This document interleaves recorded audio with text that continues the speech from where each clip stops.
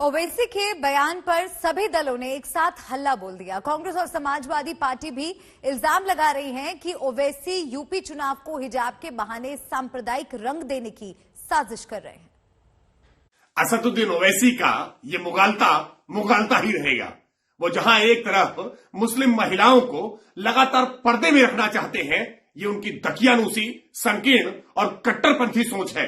लेकिन अब मुस्लिम लड़कियां और महिलाएं आगे बढ़ रही हैं, स्वावलंबी हो रही हैं। नरेंद्र मोदी की सरकार ने आज 3 तलाक से उन्मूलन देने का काम किया है। हज पर बिना महरम के जाने की छूट देने का काम किया है। इसलिए अब असदुद्दीन ओवैसी की इन बातों में अब मुस्लिम महिलाएं फंसने वाली नहीं है। ये कितने भी कट्टरपंथी मौलानाओं के कठमुल्लों के दबाव में इस तरह की बयानबाजी करके लोगों को भड़काने की कोशिश करते रहे, लेकिन अब इस तरह का कोई ध्रुवीकरण मजहबी आधार पर नहीं होगा। भारत का संविधान किसी भी व्यक्ति को जो भारत का नागरिक है प्रधानमंत्री बनने की इजाजत देता है, चुनाव लड़ने की इजाजत देता है। ओवैसी जी, इस बात को याद रखिए। लेकिन भारत की जनता किसी भी सांप्रदायिक व्यक्ति को और दूसरे दल को सपोर्ट करने वाले व्यक्ति की बात को भी समझती है, चालाकियां भी समझती है और साजिशें भी समझती है। ओवैसी साहब, आप भारतीय जनता पार्टी के पिछलग्गू हो गए हैं। इसलिए आप चुनाव को सांप्रदायिक बनाना चाहते हैं, हिंदू मुसलमान कराना चाहते हैं हिजाब के नाम पर। नहीं होगा। भारतीय जनता पार्टी और उसके अनुसांगिक संगठन और ओवैसी, ये दोनों इस समय देश में एक सांप्रदायिक रंग देना चाहते हैं। ऐसे मौके में जब उत्तर प्रदेश का चुनाव है और देश और उत्तर प्रदेश की जनता अमन और चैन चाहती है, तब असदुद्दीन ओवैसी का इस तरीके का बयान निश्चित रूप से प्रदेश का माहौल खराब करने की कोशिश करेगा और एक सांप्रदायिक ताकतों को ताकत देने का काम करेगा। वहीं यूपी के मंत्री मोहसिन रजा का कहना है कि ओवैसी मुस्लिम बच्चों को अलगाववाद परोस रहे हैं। हिजाब पर आज देश में असदुद्दीन ओवैसी नफरत की राजनीति कर रहे हैं। उनके लगातार जो बयान आ रहे हैं उससे साफ साबित होता है कि बच्चों को अलगाववाद परोस रहे हैं। जहां एक तरफ देश के यशस्वी प्रधानमंत्री आदरणीय मोदी जी सबका साथ, सबका विकास, सबका विश्वास और सबके प्रयास पर देश को आगे लेकर चल रहे हैं, बगैर भेदभाव के सारी योजनाओं को बांटा जा रहा है, वहीं पर अपनी राजनीतिक रोटियां सेकने के लिए असदुद्दीन ओवैसी नफरत की राजनीति कर रहे हैं। यह हसरत उनकी पूरी होने वाली नहीं है। देश में यह अखंड भारत है। अब उनकी वो हसरत पूरी नहीं होगी जो उनके पूर्वजों ने कभी किया था, खंड खंड भारत करके। अब वो हसरत पूरी होने वाली नहीं है। यहां नफरत की राजनीति नहीं चलेगी। हिजाब को लेकर बयानों की आंधी चल पड़ी है। हरियाणा के मंत्री अनिल विज ने कांग्रेस को हिंदू मुसलमान के लिए जिम्मेदार ठहराया, तो जवाब छत्तीसगढ़ के सीएम बघेल ने दिया। कांग्रेस ने हमेशा देश में विभाजनकारी नीतियां ही चलाई है। अपने आप को कहते ये सेकुलर है, लेकिन धर्म के आधार पर, हिंदू मुसलमान के आधार पर देश का बंटवारा कराया और वो बंटवारा कराया हुआ आज तक हिंदुस्तान को चैन से रहने नहीं दे रहा। वो कभी किसी शक्ल में, कभी किसी शक्ल में, कभी आतंकवादियों की शक्ल में, कभी हिजाब की शक्ल में, कभी किसी और शक्ल में वो सामने आते हैं। बीज कांग्रेस का बोया हुआ है, जो विभाजनकारी बीज बोया हुआ है, उसकी वजह से आज हम अपने लोगों के साथ किस प्रकार से व्यवहार कर रहे हैं। कट्टरता चाहे इधर का हो चाहे उधर का हो, दोनों ही हमारे लिए नुकसानदायक है। इससे समाज का ही नुकसान होना है। और मैं फिर से कहना चाहता हूं, जिन्होंने शुरुआत की है उनको अंजाम का पता नहीं है। ये बेहद संवेदनशील मामला है, पारिवारिक सामाजिक मामला है। इसको बैठ कर हल करना चाहिए। हर चीज में आप न्यायालय जाएंगे, इसको राजनीतिक मुद्दा बनाएंगे, तो हमारा देश कहाँ जा रहा है? हम किस दिशा में जा रहे हैं? क्या इसी प्रकार से लड़ाइयां लड़ते रहेंगे? पार्टी में बगावत और नाराजगी से जूझ रही प्रियंका गांधी भी पंजाब में सत्ता वापसी के लिए जोर लगा रही हैं। आज फरीदकोट की चुनावी रैली में उन्होंने आम आदमी पार्टी और बीजेपी में मिलीभगत का आरोप लगाया। 5 सालों से हमारी यहां सरकार थी। ये सच भी है कि उस सरकार में कुछ खामियां थी, कहीं रास्ते में भटक गए। वो सरकार पंजाब से चलनी बंद हो गई, वो सरकार दिल्ली से चलने लगी और दिल्ली में भी कांग्रेस पार्टी से नहीं, लेकिन भाजपा और भाजपा की सरकार द्वारा चल रही थी। वो जो छुपी हुई साठगांठ थी वो आज खुले में आ गई है। इसीलिए हमें वो सरकार बदलनी पड़ी। आपको एक ऐसी सरकार मिली जिसमें रोजगार घटे, आपको एक ऐसी सरकार मिली जिसने किसानों को कुचल डाला, एक ऐसी सरकार मिली जिसने शिक्षा सेहत के कोई संस्थान नहीं बनाए। और दिल्ली की असलियत भी अलग नहीं है। जो आम आदमी पार्टी है वो उभरी कहां से है? वो उभरी ही आरएसएस से है। आम आदमी पार्टी के नेता खुद कहते हैं कि हम भाजपा से बड़े भाजपा हैं। दिल्ली में सेहत संस्थान, शिक्षा के संस्थान के नाम में कुछ नहीं है। और चलिए अब रुक करते हैं पंजाब का, जहां प्रचार युद्ध में सारे दिग्गज कूद पड़े हैं। कोटकपुरा में प्रियंका ने सीएम योगी के भाई बहन में विवाद वाले बयान पर पलटवार किया। तो आज पंजाब में धुआंधार प्रचार जारी है। सभी दिग्गज आज पंजाब में रैलियों के माध्यम से लोगों से जुड़ने की कोशिश कर रहे हैं, लोगों से संवाद साधने की कोशिश कर रहे हैं। और भाई बहन विवाद में आज प्रियंका गांधी ने मंच से जवाब भी दिया। और दूसरी तरफ योगी के आज प्रचार की ये तस्वीरें आपको दिखा रहे हैं, किस तरह से योगी लोगों के बीच पहुंचे हैं और चुनाव प्रचार को गति दे रहे हैं। उत्तराखंड के बाद आज से अमित शाह मिशन पंजाब में जुट गए हैं। लुधियाना की रैली में शाह ने पीएम के काफिले के सामने प्रदर्शन और 84 के दंगों जैसे मुद्दों के जरिए कांग्रेस पर तीखे हमले किए। जो आदमी देश का प्रधानमंत्री पंजाब में आए उसका रूट सुरक्षित नहीं रख सकता, वो पंजाब को सुरक्षित रख सकता है क्या? जोर से बोलिए, रख सकता है क्या? अरे पंजाब में मेहमान आए और मेहमान भी नरेंद्र मोदी जैसा हो, उसको सुरक्षा देनी चाहिए या नहीं देनी चाहिए? भाई जरा जोर से बोलिए, देनी चाहिए नहीं देनी चाहिए? अगर आप देश के प्रधानमंत्री को सुरक्षा नहीं दे सकते हो तो आप पंजाब को क्या सुरक्षित? चन्नी जी, आपको एक सेकंड भी यहां पर शासन करने का अधिकार नहीं है। आप मेरी बात मानकर चलना। सिख दंगे आज भी कोई नहीं भूल सकता। मेरी आयु बहुत छोटी थी, मगर आज भी मैं जब याद करता हूं आंखें आंसुओं से भर जाती। इतने साल, चन्नी जरा हिसाब देना, आपके समय में दंगे हुए थे और राजीव गांधी ने कहा था एक दरख्त गिरता है तो जमीन हिलती है। जमीन नहीं हिली थी। कांग्रेस वालों, आपने पाप किया था, पाप किया था।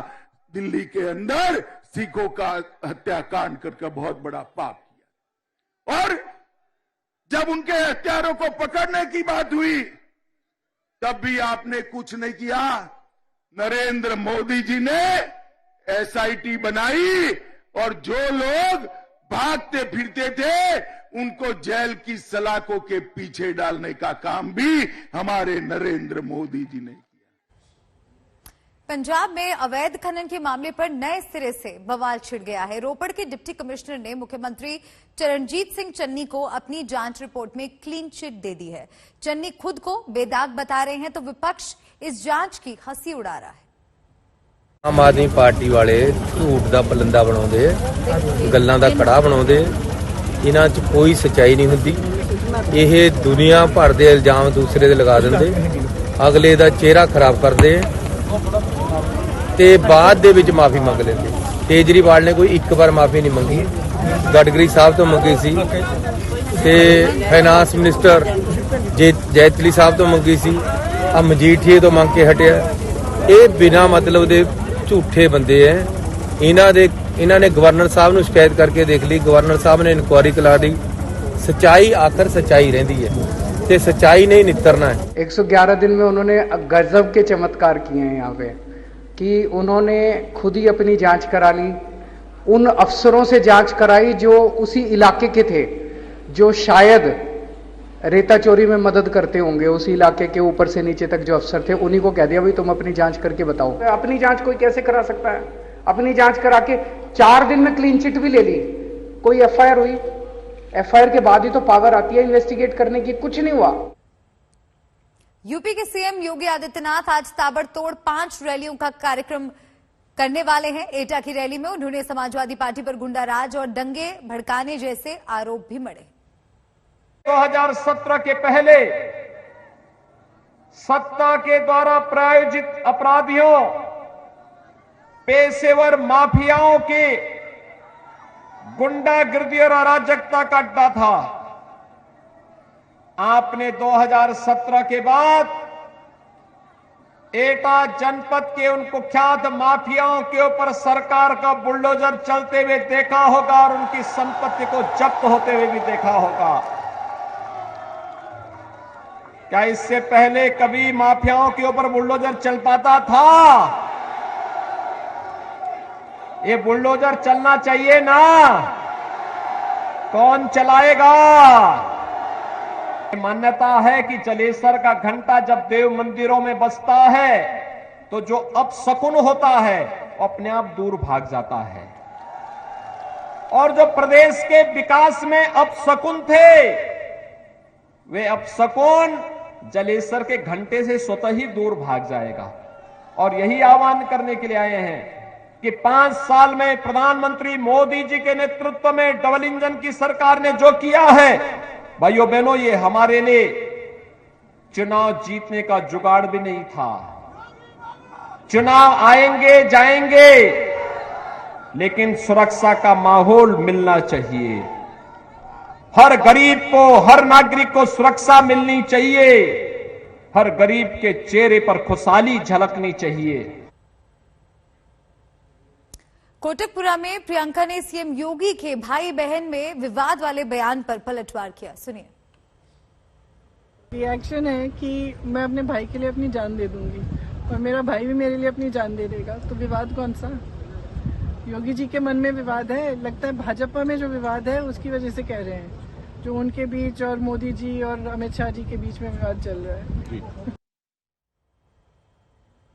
आगे बढ़ेंगे। सीबीआई जांच में अब तक के सबसे बड़े बैंक घोटाले का खुलासा हुआ है। एबीजी शिपयार्ड नाम की कंपनी ने देश के सारे बड़े बैंकों के साथ 22,000 करोड़ से भी ज्यादा की धोखाधड़ी की है। अलग अलग बैंकों से लिए कर्ज को कंपनी के काम में लगाने के बजाय इसके अधिकारियों ने निजी संपत्तियां खरीदी और रकम का बड़ा हिस्सा विदेश भेज दिया। ये घोटाला 2012 से 2017 के बीच का है। स्टेट बैंक ने 2019 में सीबीआई को शिकायत दी थी, जिसकी छानबीन के बाद सीबीआई ने 7 फरवरी को कंपनी के 8 अफसरों पर एफआईआर दर्ज कर ली है। एबीजी शिपयार्ड ने वैसे तो देश भर में कुल 28 बैंकों और संस्थाओं को चूना लगाया है, लेकिन सबसे ज्यादा नुकसान उठाने वाले जो बैंक हैं वो हम आपको बताते हैं। Bank of Baroda, Indian overseas bank, ये वो 2 बैंक्स हैं जिन्हें सबसे ज्यादा नुकसान पहुंचा है।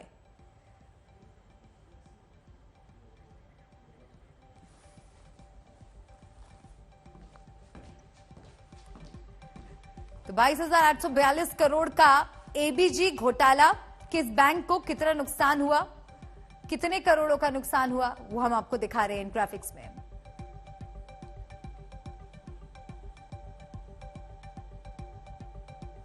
कांग्रेस नेता रणदीप सुरजेवाला है और वो बोल रहे हैं कि बिगेस्ट बैंकिंग फ्रॉड वो मोदी सरकार के बीच में हुआ। सीधा उन्हीं से बात करते हैं। सर, फ्रॉड के बारे में आप बता रहे थे, क्यों आप इसको सबसे बड़ा बोल रहे हैं? हिंदुस्तान के 75 साल के इतिहास का सबसे बड़ा बैंक घोटाला अब सामने आया है। मोदी सरकार की अब फ्लैगशिप स्कीम है, बैंक फ्रॉडस्टर्स के लिए लूटो और भगाओ और जनता का पैसा खाओ, बैंकों को डुबवाओ। ये उनका तरीका बन गया है। ये एबीजी शिपयार्ड गुजरात बेस्ड, सूरत बेस्ड कंपनी है, जिसका 2017 में दिवालिये की घोषणा हुई। 2018 में कांग्रेस पार्टी ने कहा कि ये स्कैम है। 2019 में बैंकों ने उनके अकाउंट को फ्रॉड डिक्लेयर किया, पर 5 साल तक सीबीआई, एसबीआई, वित्त मंत्रालय, गृह मंत्रालय लव लेटर लिखते रहे और लोगों का पैसा लुटता रहा। ये चोरी और सीनाजोरी दोनों नहीं तो क्या है? तो आप डायरेक्टली कैसे ब्लेम कर सकते हैं? अगर ये है, अगर प्रोसेस है, तो मोदी सरकार को आप जिम्मेदार कैसे ठहरा? मुझे आप बताइए, अगर इंडिया टुडे और आज तक में कोई व्यक्ति 1 लाख का भी गबन कर ले तो अगले दिन एफआईआर दर्ज होकर अंदर हो जाएगा। 5 साल तक लव लेटर नहीं लिखेंगी पुलिस एजेंसियां। यहाँ देश का 23,000 करोड़ रुपया खाया जा रहा था। पब्लिसिटी की बात कर रहे हैं? बिल्कुल सीधे सीधे। अगर ये मिली भगत नहीं तो क्या है? अगर तो आप सुन रहे थे रणदीप सुरजेवाला को, जो कि आपको बता रहे थे कि कैसे ये घोटाला 2012 से 2017 के बीच का है। स्टेट बैंक ने 2019 में सीबीआई को शिकायत दी थी, जिसकी छानबीन के बाद सीबीआई ने 7 फरवरी को कंपनी के 8 अफसरों पर एफआईआर दर्ज कर ली है। एबीजी शिपयार्ड ने वैसे तो देश भर में कुल 28 बैंकों और संस्थाओं को चूना लगाया है, लेकिन सबसे ज्यादा नुकसान उठाने वाले जो बैंक हैं वो हम आपको यहां पर दिखा रहे हैं। ICICI bank 7,089, SBI 2,925, IDBI bank 3,634, bank of Baroda 1,614, Punjab national bank 1,244 और इंडियन ओवरसीज बैंक 1,228।